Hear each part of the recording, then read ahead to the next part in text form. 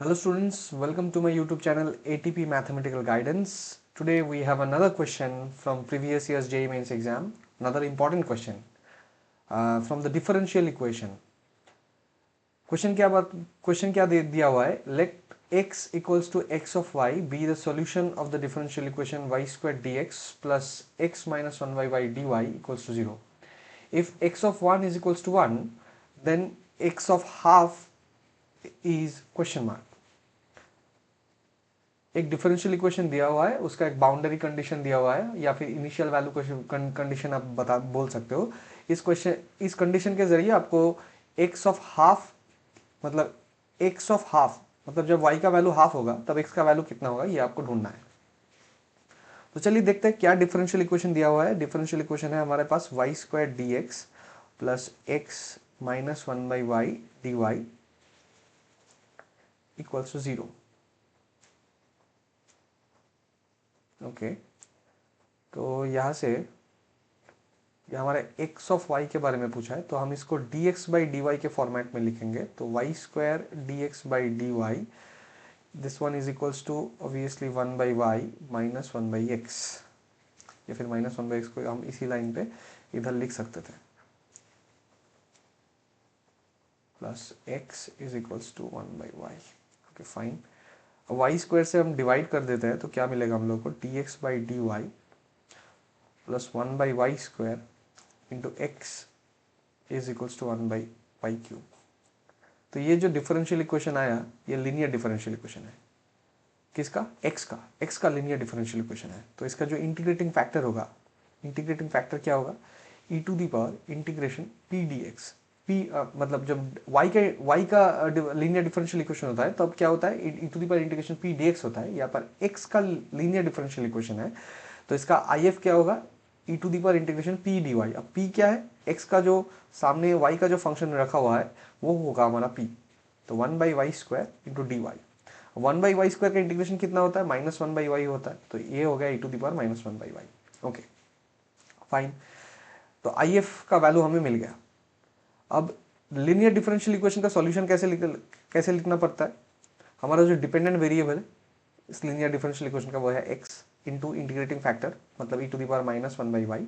ये क्या होगा? ये किसके इक्वल होगा? ये राइट साइड में जो q दिया हुआ है मतलब y का जो फंक्शन है वो q है, q इंटू इंटीग्रेटिंग फैक्टर मतलब e to the power minus 1 by y. इसका फिर से इंटीग्रेशन करके यहाँ पे हमें एक आर्बिट्ररी इंटीग्रल कांस्टेंट या आर्बिट्ररी कांस्टेंट लिखना है। ठीक है, अब इस इंटीग्रेशन को सॉल्व करने के लिए लेफ्ट साइड में तो x into e to the power minus 1 by y रहेगा, और यहाँ पे ये वाला राइट साइड का पोर्शन सॉल्व करने के लिए हम क्या कर रहे हैं? हम 1 बाई वाई को t मान लेते हैं। अगर 1 बाई वाई को t मान लेते हैं तो minus 1 by y square into d y, minus 1 by y square into d y वो किसके इक्वल हो जाएगा? dt के इक्वल हो जाएगा। तो क्या आ रहा है? x into e to the power minus 1 by y is equals to x into e to the power minus 1 by y is equals to 1 by y cube into e to the power minus 1 by y d y, है ना। तो यहाँ पे हम क्या लिख रहे हैं? E to the power minus t into यहाँ पे 1 बाई वाई क्यूब में हम क्या क्या कर सकते हैं? 1 बाई वाई क्यूब कैसे लिख सकते हैं? 1 by y into 1 by y square, ठीक है ना।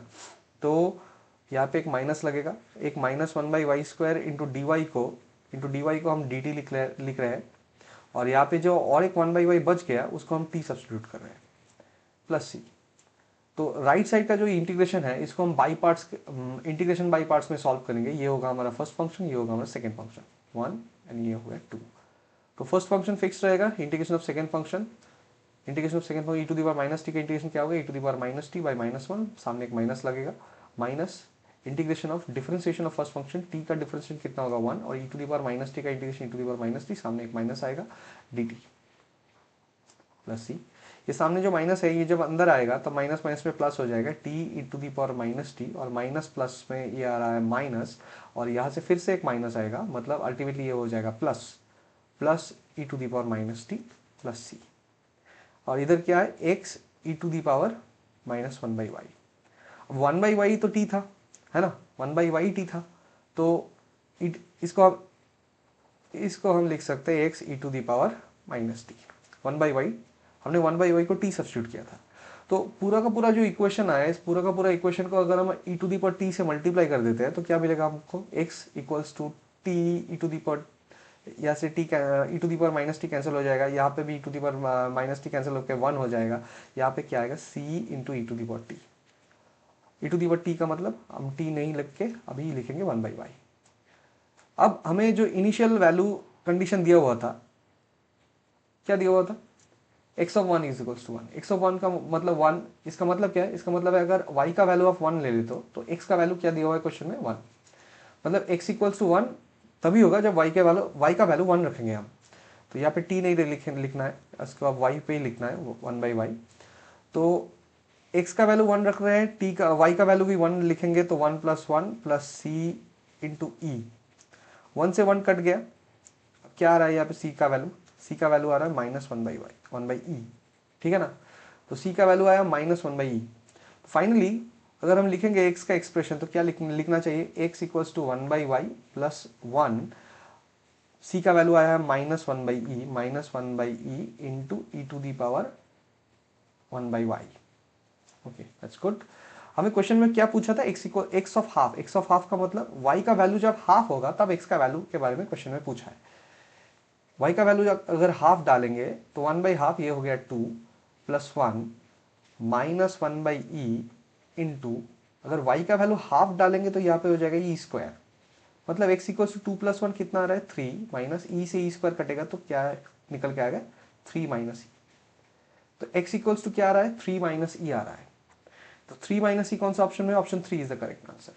ठीक है, उम्मीद करता हूँ आप लोगों को ये क्वेश्चन अच्छे से समझ में आया होगा। सिंपल डिफरेंशियल इक्वेशन का ही क्वेश्चन था, ठीक है। तो ये सारे क्वेश्चंस बनाना इतना भी मुश्किल नहीं है अगर आप थोड़ा ठंडे दिमाग से सोचो तो, ठीक है। तो चलो आज के लिए ये वीडियो यही तक, मिलते हैं आप लोगों से और एक वीडियो में। अगर आपको हमारा चैनल में मेरा पढ़ाना अच्छा लगता है तो please like share and subscribe. And मेरा हिंदी अभी भी फ्लुएंट नहीं हो रहा है, मैं कोशिश कर रहा हूँ, तो कभी कभी अटक जा रहा हूँ, ठीक है। तो उम्मीद करता हूँ आगे चल के मेरा जो ये बोलने का तरीका है ये और भी सुधर जाएगा। तो चलिए मिलते हैं आप लोगों के साथ अगले वीडियो में।